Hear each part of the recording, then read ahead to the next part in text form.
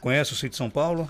Conheço, Marcos. Tive a oportunidade de trabalhar por muitos anos na zona rural, então praticamente eu conheço toda a região do Seridó, todas as propriedades rurais. A gente teve a oportunidade ao longo de muitos anos, né? Eu me formei muito novo, me formei há muitos anos, eu já tenho 26 anos de profissão, e aí ao longo de 15, 16 anos eu trabalhei na zona rural. Depois que eu tive que me especializar na área de pequenos animais, na área de cães e gatos, e a gente ficou mais voltado para essa parte hoje em dia, né? Tem um sítio que você não conhece, é o Mata Fome, em São João do Sabugi. Não, rapaz, conheço não, mas... Do nosso amigo Railson.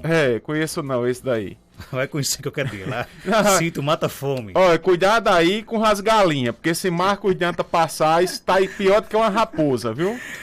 Vamos hoje falar sobre hérnia em cães e gatos. E aí, doutor Robson? Veja só, Marcos, a hérnia, ela é um problema que acontece bastante, principalmente em cães. Em gato ele não é tão comum. Existem vários tipos de hérnia.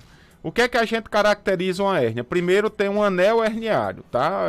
Ela diferencia de uma eventração, que é onde ocorre a saída de umas vísceras ou de aumento ou de algum outro órgão interno entre a musculatura e o subcutâneo, a pele.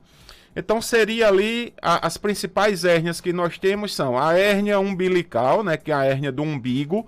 Ela é mais comum observar em filhotes. E isso aí é interessante que as pessoas, ao comprarem ou ao adotarem filhotes, perceber se existe ali onde era o cordão umbilical a presença de um anel ou de um aumento de volume que pode caracterizar uma hérnia umbilical. A outra hérnia que existe é a hérnia perianal, é uma hérnia que está próxima do ânus, também é comum acontecer. A hérnia inguinal, que é uma hérnia que está na lateral interna da perna do animal, ali próximo nessa região, no macho próximo ao pênis, e na vagina na fêmea, né? Por ali na parte da perna interna no abdômen. E também tem a hérnia diafragmática, que é uma hérnia que ela acontece, é uma hérnia mais complicada, uma hérnia mais difícil de ser cirurgiada, já que o diafragma separa a cavidade torácica da cavidade abdominal. Então, separa a parte onde está localizada pulmão e coração, que é a parte torácica, da parte abdominal, que é onde está ali as vísceras. Aí nós temos a presença de fígado, presença do rins, presença do intestino, e essas alças intestinais muitas vezes se deslocam para dentro desse diafragma quando tem essa hérnia, e o animal fica com dificuldade de respiração. Todas essas hérnias, o tratamento dela são cirúrgicos. A indicação é que faça-se a cirurgia para que possa controlar, né, ou reparar esse dano que esse animal pode estar sofrendo. Quais os problemas que isso podem acontecer? Principalmente, Marcos, o encarceramento de vísceras. O que seria isso? Uma parte do intestino vai para esse local da hérnia e ocorre ali um fechamento desse anel, causando a diminuição ali do fluxo sanguíneo. Consequentemente, vai morrer essa irrigação, vai matar essa víscera, causando aí a morte do animal por uma ruptura, por um quadro infeccioso. E isso daí o animal tem de ter realmente a reparação cirúrgica de imediato. Agora, só a cirurgia resolve? Só a cirurgia resolve, Marcos. Muitas vezes a gente tenta orientar o tutor, né, o proprietário, a ficar fazendo a massagem para voltar as vísceras para o local, para dar tempo você fazer a cirurgia. Em filhotinhos novos, muito pequenos, a hérnia ela pode ser através das massagens, ela pode voltar ali o aumento as vísceras voltar para a cavidade abdominal e, por ele ser novo, o próprio organismo fechar sem necessitar de cirurgia. Mas a maioria, infelizmente, tem de ser feita a correção cirúrgica, Marcos. O ouvinte pergunta aqui se geralmente uma cirurgia para corrigir a hérnia é cara. Não, ela muitas vezes tem cirurgia em filhotes que são baratíssimas, né? São cirurgias que o custo dela é barato. Quanto mais velho o animal vai ficando, mais difícil as reparações cirúrgicas. Quanto maior a hérnia, mais difícil a reparação cirúrgica. Então tem de cuidar o quanto antes para que possa você resolver e também diminuir o risco desse animal ir a óbito. Agora você pode, por exemplo, corrigir a hérnia sem a cirurgia ou não? Olha, poder pode. É como eu falei, que você pode fazer através de manuseios, né, de manipulação. Você vai com o dedo tentando voltar ali o aumento, que é uma gordurinha que envolve, é um tecido que envolve o intestino. Muitas vezes ele está ali localizado, uma alça intestinal, então você vai voltando e à medida desses exercícios, em humano o pessoal usa muito, uma hérnia umbilical, vou botar um botão, né? O botão para fazer compressão. Então tem essas alternativas. Agora, a maioria desses animais, eles têm sim de ser feito com a reparação cirúrgica, Marcos. Quais são os tipos de hérnia mais comuns? Mais comuns são, a mais comum de todas é a hérnia umbilical. Aí nós temos em segundo lugar a hérnia perianal, né? Aí depois nós temos a hérnia inguinal e depois a hérnia diafragmática. Ele é mais comum de acontecer no cão ou no gato? Mais comum no cão, tá? E principalmente em filhotes, que você é como se o animal já nascesse com uma falha ali de quando ocorre a ruptura do cordão umbilical, ali que está ali passando veia, artéria, né? E nessa falha do fechamento, por algum processo, um trauma, um processo inflamatório, por algum motivo que aconteceu, vai ficar ali localizada essa hérnia, essa falha no fechamento de onde passava ali o cordão umbilical. A ouvinte pergunta aqui no nosso Facebook, após a cirurgia, o animal pode voltar a ter a mesma hérnia? Se ocorrer ruptura, novamente, tá?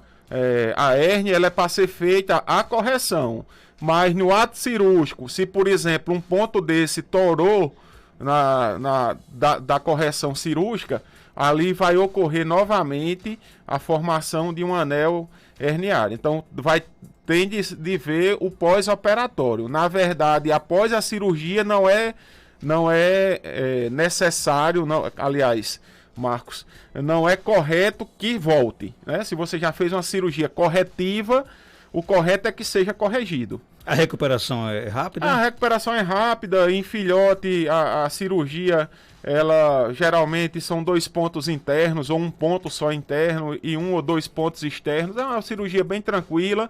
O quanto antes você deve procurar aí a reparação cirúrgica. O ouvinte mandou, cadê Geraldinho? Sumiu aqui do estúdio. O ouvinte mandou para cá uma fotografia, né?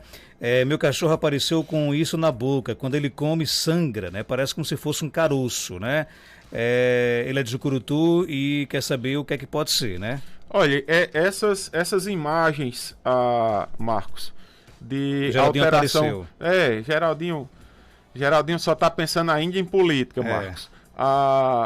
Essas imagens que aparecem no canto da boca do animal, eu estou vendo aqui a imagem, isso pode estar relacionado, infelizmente, a uma neoplasia, que seria um tumor, um câncer.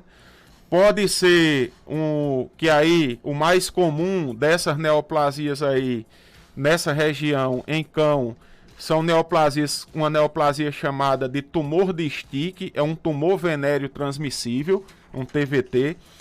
Também existe a possibilidade de ser uma glândula salivar que está hipertrofiada, ela também dá essas características.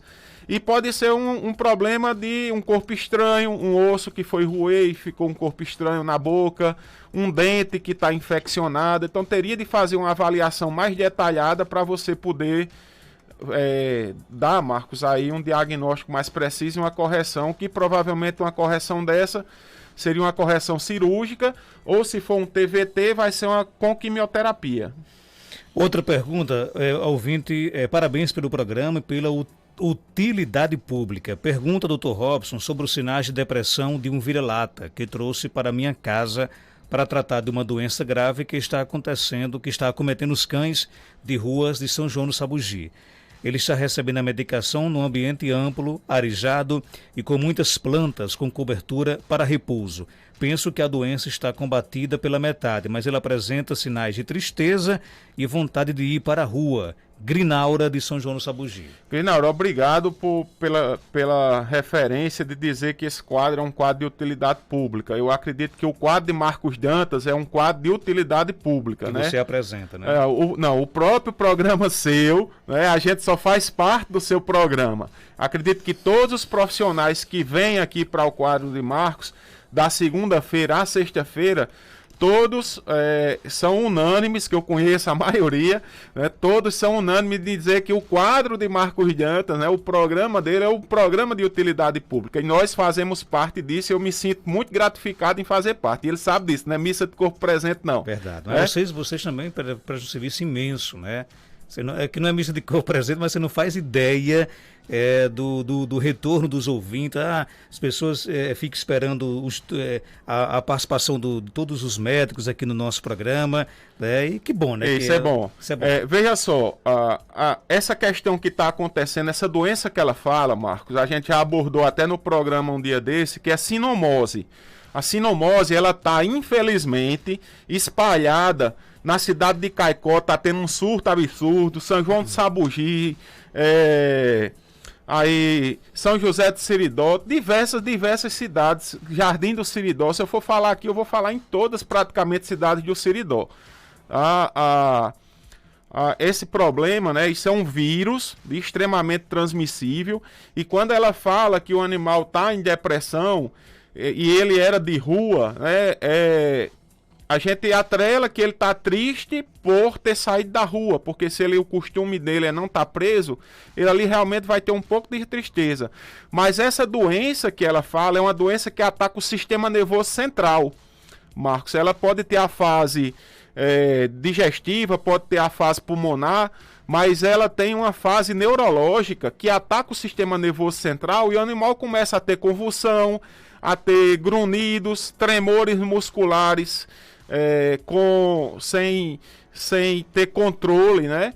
E isso daí, mioclonias, e isso daí faz com que o animal ataque o sistema nervoso. Ele vai ficar com os olhinhos fechados, porque começa a ter sensibilidade no nervo óptico.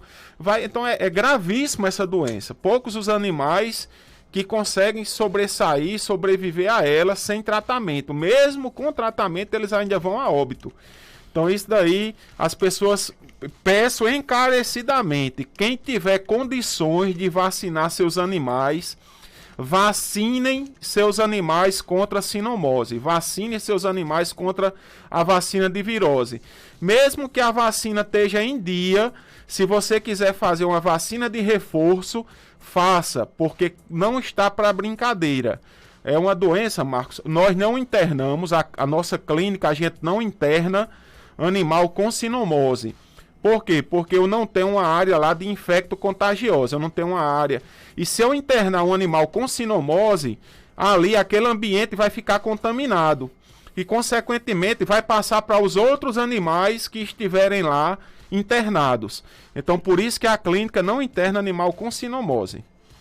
Outra pergunta, Dr. Robson. Uma amiga trouxe a sua cadela para acasalar com meu cachorro. Trata-se do primeiro namoro dela.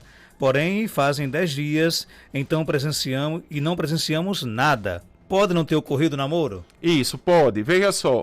Muitas vezes essas cadelas, elas procuram um horário onde ninguém esteja vendo, Marcos, para poder cruzar. Então, possa ser que tenha cruzado à noite. Mas tem muitas delas que não estão realmente no período de cio, né? Elas estão no cio, mas não estão ovulando. Então, ela não aceita ser acasalada.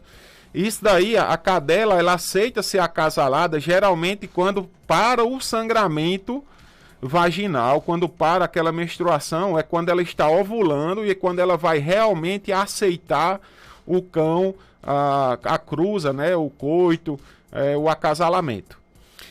Outra pergunta, doutor Robson, sinomose dá em gato? Existe uma doença para gato, né, que é o mesmo vírus, porém não é a sinomose que se costuma falar que nós estamos falando de cão. Aí é como se fosse o mesmo, é um vírus, né, mais específico para gato. A ouvinte não especifica que vacina mas ela pergunta, vacinas custam caro? Uma vacina de virose, aí ela vai... A nossa orientação é que seja feito com vacinas importadas, que nós chamamos vacinas éticas, que são vacinas administradas nas clínicas veterinárias, que o custo dessa vacina vai depender, Marcos, de quem... de cada estabelecimento comercial. Eu não quero falar aqui em preço, porque eu pratico um preço, outra clínica pratica outra, mas em relação ao valor do tratamento e em valor da vida do animal, consequentemente ela é baratíssima. Prevenir é mais barato muitas vezes do que remediar. Não custa caro, né? Aliás, prevenir não custa caro. Muitas vezes, Marcos, eu não gosto de dizer isso, porque muitas vezes o barato para mim pode ser caro para você e o caro para você pode ser barato para mim. Então essa questão de relação de custo, eu nunca gosto de levar em consideração. Mas com certeza ela é mais barata do que a morte do animal. Juranete Melo pergunta, doutor Robson, meu Bob está doente dos olhos, e aí? Pronto, Marcos, aí onde está. Esse doente dos olhos, esse olho remelando, é um dos sinais mais comuns em sinomose. Então, minha orientação para você é: procure um médico veterinário, uma clínica, para fazer exame e verificar se isso daí é ou não sinomose. Porque é um dos sintomas, Marcos, mais clássicos da sinomose no início da doença, são esses olhos remelando bastante. Então, cuide.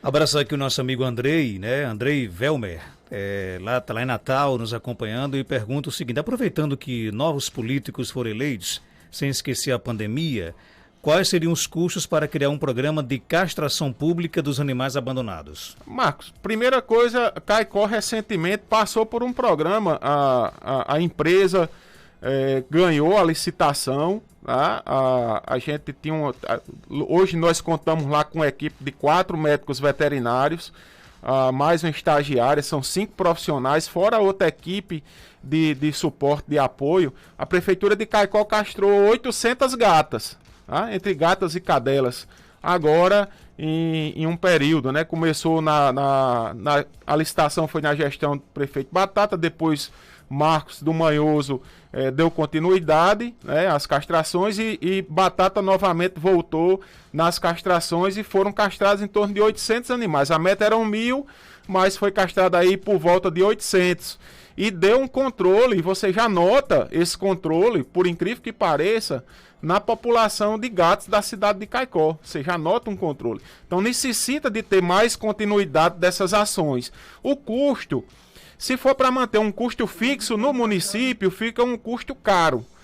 Quando você coloca sala de cirurgia, material cirúrgico, profissionais, fica caro. Mas quando você licita, por incrível que pareça, quando você terceiriza esse serviço, fica um custo barato e com uma qualidade satisfatória para os animais e para os tutores, para os cuidadores de rua. Acho interessante que isso possa ser dado continuidade pelas gestões. Outra pergunta, o ouvinte quer saber o seguinte: qual é a forma mais eficaz de escovar os dentes do cachorro? Uma dica que eu dou é, de início, você comece a colocar uma coisa gostosa no dedo, e esfregue na boca dele. Por exemplo, uma raçãozinha úmida, um sachê, você começa a colocar o dedo. Depois, se você for botar a escova, coloque, ao invés de botar a pasta na escova, coloque a ração úmida com gosto e comece para ele se acostumar com a escova. Depois que ele se acostumar com a escova, aí você vai introduzindo a pasta de dente e você pode estar escovando aí diariamente após as refeições ou no mínimo uma vez por semana. Tosses frequentes em cachorro é normal? Não é normal. A tosse ela pode estar relacionada a uma doença chamada tosse canis, que seria a bordetela, mas em cães, principalmente, existe a questão cardíaca, né, alterações cardíacas, que essas alterações cardíacas aí, elas podem ocorrer um aumento do coração ou um aumento da frequência cardíaca em virtude dessa falha, numa válvula, em algum problema, insuficiência cardíaca, e ela começa a bater na traqueia, dando essas características de vômito, de tosse e ao final vômito. Então teria de fazer aí uma avaliação cardiológica para que você possa confirmar esse diagnóstico e fazer a prescrição mais adequada. E ele pode, digamos assim, caminhar para coisas mais complicadas? Claro, Marcos, claro, porque esse problema valvar pode levar o animal a uma parada cardíaca e o animal a óbito. Ok, tem pergunta aqui chegando no nosso WhatsApp 3421-2272, vamos ouvir. Doutor Robson, bom dia. Doutor Robson, é o seguinte, minha gatinha, eu não consigo dar o remédio de verme, porque ela é muito zanha, muito trabalhosa. Nem ela consegue comer, eu boto que ela gosta de filé de frango, eu boto o remédio, rapei, botei na comida, quando ela sente o cheiro, ela não come. Se eu vou dar na boca, não tem quem dê esse comprimido de verme a ela. O que é que eu faço para dar esse remédio a ela? Esse remédio de verme em comprimido? Tem quem consiga. Não tem quem consiga, e aí? Pode dar líquido. Existem esses medicamentos para verme em apresentação líquida. Você pode estar sem menor problema fazendo a administração com seringa. Mas interessante, Marcos, que eu até brinco, eu digo que eu gosto desses animais brabos, né? Porque quando chega lá na clínica, a gente dá com a maior tranquilidade. Se a senhora quiser, leve na clínica, nas clínicas veterinárias, leve em alguma clínica veterinária que provavelmente algum profissional que tenha nessa clínica vai conseguir dar o medicamento de verme a ela com a maior tranquilidade. Você não pode também, por exemplo, tratar o animal com muita manha também para dar o remédio, não? Em alguns momentos você tem que ser forte também com o animal? Marcos, esses dias eu me deparei com uma situação dessa. Aí eu perguntei à tutora, eu disse, olha... Não que é nosso ouvinte... Não estou me referindo a ela. Esses dias eu me deparei com um animal e eu disse à tutora. Inclusive eles são ouvintes do seu programa, eles vão entender agora que eu estou falando para eles. Eu disse, olha, eu vou ter de conter seu animal para segurança dele e segurança nossa.